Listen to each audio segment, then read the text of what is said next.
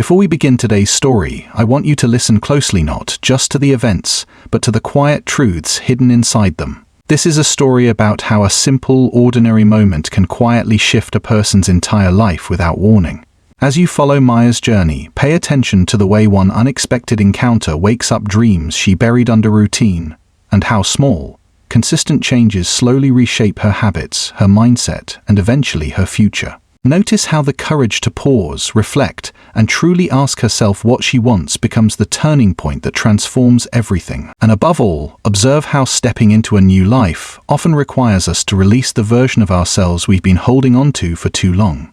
This isn't just a story about change, it's a reminder that sometimes the smallest moments carry the biggest messages, and if we're willing to listen, they can lead us exactly where we're meant to be. Before the day everything shifted, Maya believed her life was painfully predictable. She woke up at 5:15 a.m. every morning, not because she wanted to, but because Lagos traffic did not believe in mercy. She lived in a small one-room apartment in Ikotun, the kind where you could touch your bed, your wardrobe, and your kitchen sink at the same time without moving an inch. The neighborhood was always loud. Generators humming, kettle sellers shouting, and impatient bus conductors calling passengers like they were summoning lost sheep.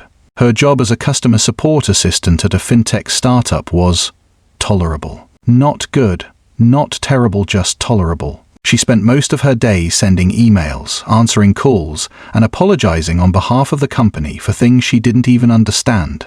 Her salary came like an exhausted visitor, late, out of breath, and already planning its exit before she could enjoy it. Her life was a pattern. Wake up, fight traffic, work, fight traffic again, sleep, and so it went. She had friends but rarely saw them. She had dreams but no time to chase them. She had ambition but lacked the energy it required. Somewhere between adulthood and survival, Maya began shrinking into herself. She wasn't depressed, just numb. The kind of numbness you don't notice until someone asks, "Are you happy?"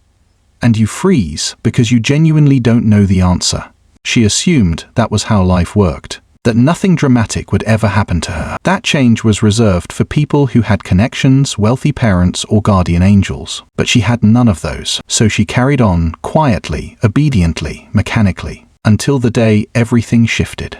And strangely, it wasn't some big life-threatening moment. No accident, no heartbreak, no sudden tragedy. It was something small. So small, in fact, that if she hadn't replayed that day 1,000 times later, she would have missed how powerful it truly was. It happened on a Monday. A very ordinary Monday.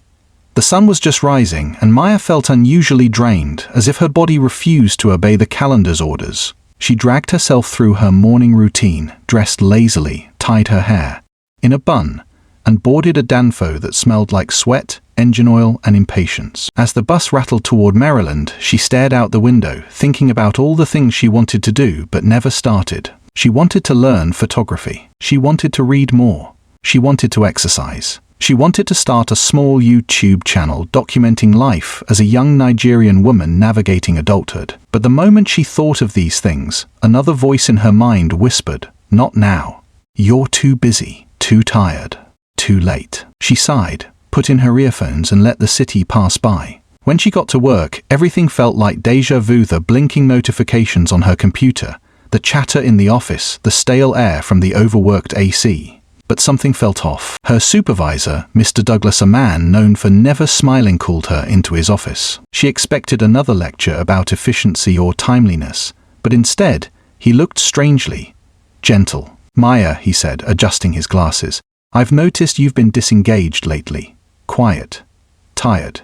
Like your mind is somewhere else entirely." Her heart thumped. Was she about to get fired? "I'm not reprimanding you," he added quickly, reading the panic on her face. "I'm concerned." Concerned. The word felt foreign coming from him. He leaned back in his chair. "You're young," he said. "You have potential.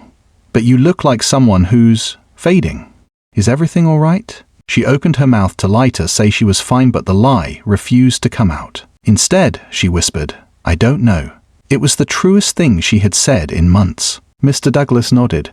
"I'm giving you the rest of the day off," he said. "Just go home. Rest. Think. Or don't think. Just breathe." Maya blinked. He had never done that for anyone before. She thanked him, packed her things, and stepped outside the building. She stood there for a while, unsure of what to do with unexpected free time. Her mind felt like a fan spinning too fast on a low-power generator. Eventually, she began walking slowly, aimlessly. That walk would lead her to the moment her entire life shifted. Maya walked for almost an hour before stopping under a large mango tree beside an abandoned bookshop. She sat on the low concrete fence and inhaled deeply, enjoying the rare silence. That's when she noticed her. An elderly woman was sitting on a wooden stool, sketching something in a worn brown notebook. Her hair was grey, tied into a beautiful afro puff, and she wore beaded bracelets that chimed softly whenever she moved. There was something peaceful about her, like the world couldn't touch her. The woman glanced at Maya and smiled. A warm, knowing smile. "You look like someone who's been holding her breath for a very long time," she said gently. Startled, Maya asked, "Do I?" "Yes," the woman replied, closing her notebook. "And you also look like someone who hasn't truly lived for herself in years." Maya swallowed. I guess you could say that." The woman nodded, her eyes wise and soft. "Tell me, child," she said. "What do you want?" It was such a simple question, yet it hit Maya like a wave. She hesitated. "Don't know anymore. That's all right." The woman smiled again. "Most people don't. But someday, one moment will reveal the truth to you." Maya frowned. "What moment?" The woman pointed at the ground where Maya's feet rested. "This one." Maya looked down, confused. The woman continued. "There are days when life screams change into your ears. But there are also days when life whispers it. Quietly, softly, subtly. And only the soul can hear it." She tapped her notebook. "I've lived long enough to know this. The moment you pause long enough to listen is the moment everything begins to shift." Maya felt her chest tighten. "What if I don't know how to shift?" she asked. The woman chuckled. "You don't need to know how. You only need to decide that you will." There was silence for a while. Then the woman stretched out her notebook to Maya. "Here." Maya hesitated. I can't take this." "It's yours," the woman insisted. "Look inside." With shaky fingers, Maya opened the notebook. Inside, it was empty, completely blank, except for one thing. A message written on the first page. "Your new life will cost you your old one." Maya gasped as the woman stood. "Take that as a reminder," she said. "The life you want isn't waiting for permission. It's waiting for courage." And with that, she walked away slowly, gracefully, deliberately until she disappeared around a corner. Maya sat frozen for minutes, maybe hours. She didn't know who the woman was. She didn't know why she had said those things. She didn't know why she gave her the notebook. But she knew one thing. Something inside her had shifted, not loudly, but unmistakably. Your life doesn't need a new version of your goals. It needs a new version of your daily choices. Change doesn't announce itself. It begins quietly. The moment you decide not to repeat the same day again. And that decision can be made today. If this story resonated with you, take a moment to like this video, subscribe to the channel, and turn on notifications so you don't miss stories that help you grow wiser, think deeper, and see life differently.